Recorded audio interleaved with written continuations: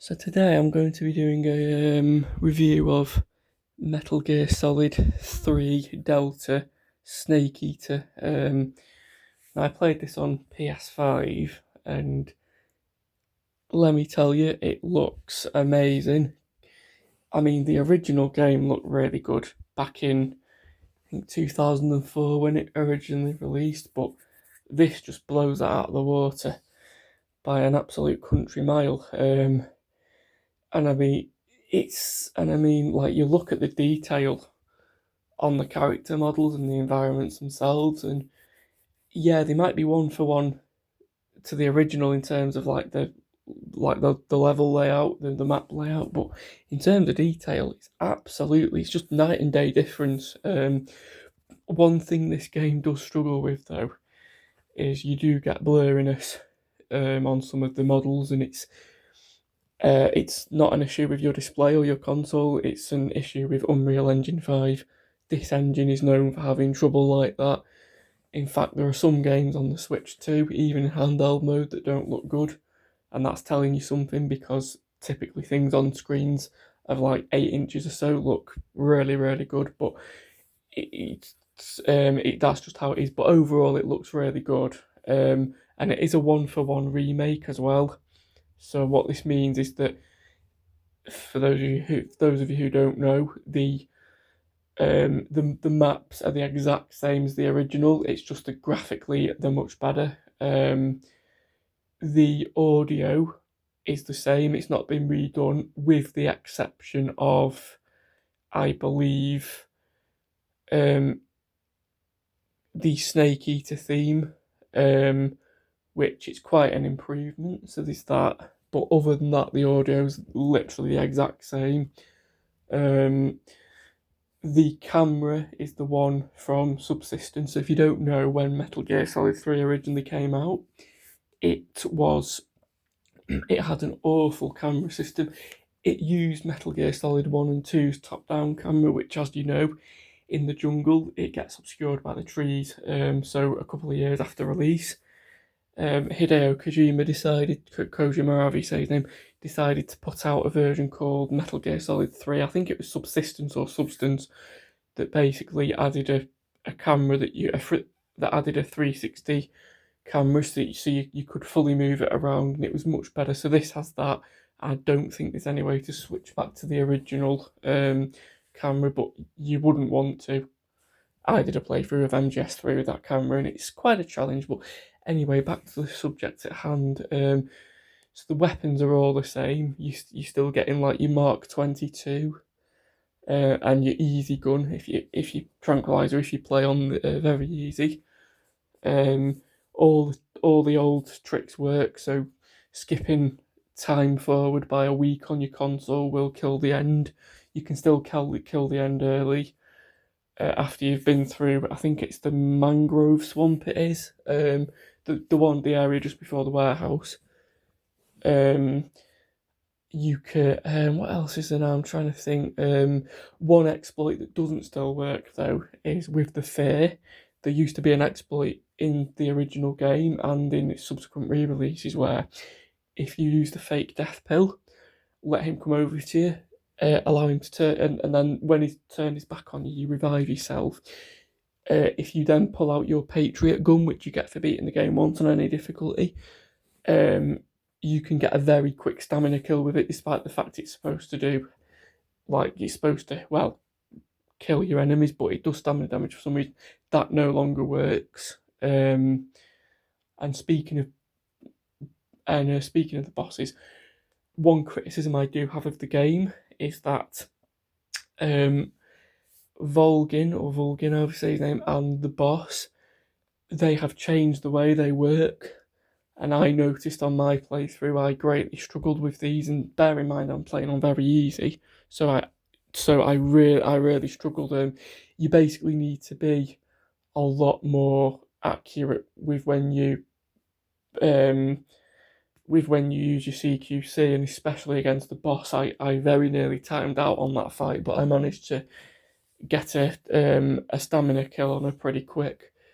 But other than that, all the other bosses are the exact same. So you just So just use the same techniques you used. One great thing about the remake is they brought back Snake versus Monkey, which I believe it was in Subsistence or Substance, however you call it. They added that, and it was a crossover between Metal Gear Solid and the Ape Escape series, and it's really fun, that crossover. I have finished it, just done a basic playthrough, and they also brought back Guy Savage as well. Now this Guy Savage, what you would do in the original game to play this is when Snake is captured and thrown into the jail at Groznygrad, however you say that, if you save your game and then reload your save, Snake will have a nightmare and you get to play part of a cancelled game called Guy Savage, but it's accessible from the main menu in Delta. I think you may have to finish the game to unlock both Guy Savage and Snake versus Monkey, but don't quote me on that because I can't quite remember. Yeah, and it's really fun, Guy Savage. I think apparently they've extended it as well. You can play a bit more than you could in the original, but that's a really fun game. It's hack and slash game, similar to Bayonetta or DMC if you've played that, Devil May Cry, you know. Yeah, now back to the base game. I don't really have much criticism, like I said. It's a phenomenal remake. And one detail I really love is when you trank an enemy soldier, rather than just falling flat like they did in the original game, they will stumble around before falling over, which is a nice detail. And when you CQC throw an enemy to the ground, it's got a new animation. It's quite like Peace Walker, because from what I recall in Delta and Peace Walker, if you've got multiple enemies near you, you can press the throw button, chuck one to the ground, grab the next enemy, chuck him to the ground, and just do that to all nearby enemies, which is really cool. With the original, the CQC throw was a bit hit and miss, but the CQC works the same by and large. I'm trying to think what else I can praise it for now, etc., etc. Just give me a moment. And they've still got that's it. They've still got the annoying ladder climb in it, but you have got the updated Snake Eater theme playing, so that'll help you push through that. And I'm trying to think what else have changed now. It's a bit hard to rack my brains to think. Oh, that's something else as well. The keratin or keratin frogs in the original, there's now a counter that'll tell you how many you've found and I think what areas you've missed them in. There's 64, I believe there's one in each area. So which is good. But and I think there's a reward for getting them all. I don't know what it is, but I never got it. I mean, I actually originally played MGS 3 on the 3DS, which isn't the best version, but it's still fairly serviceable version. And the ending's always been quite well. If you've played it before, you'll know, and it's same here. Yeah. The ending actually it hits quite hard on your first playthrough because, well, it's spoiler, but Snake kills the boss at the end, and only he knows what truly went down during that operation. You know, the mission Operation Snake Eater. And something else. Oh, that's it. Going back to changes, they have actually changed something with the game. So in the original game, you would press select to bring up the radio. In this, if I recall correctly, I believe you have to press and hold down on the D-pad. You'll have the different frequencies, and it's the one in the middle to save. But other than that, the saving works as it did in the original. And really, that really more or less concludes my review. I mean, like I said, the detail's really good. But it does look a bit uncanny valley at times. Uncanny valley at times, like the characters look a bit too realistic. I mean, we are getting to a point now where games are dead realistic, but um, it's that was. But Snake Eater looked phenomenal when it originally came out. I mean, all right. I don't know if it supported progressive scan because most PS2 games were 480i, but it still would have looked quite good, all things considering. But this looks phenomenal, and I believe it native res is Ultra HD, but I think it depends on whether you use performance mode or quality mode.